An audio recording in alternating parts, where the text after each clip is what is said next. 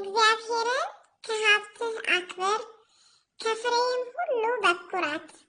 ምሳሌ 3:9 ሁል ጊዜ በጌታ ደስ ይበላችሁ።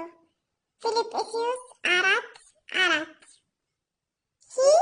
ወደ ዓለም ሁሉ ሂዱ ወንጌልንም ለፍጥረት ሁሉ ስበኩ። ማርቆስ 16:15 ሃሌሉያ ቸር ነውና ምሕረቱም ለዘላለም ነውና እግዚአብሔርን አመስግኑ። መዝሙር 106:1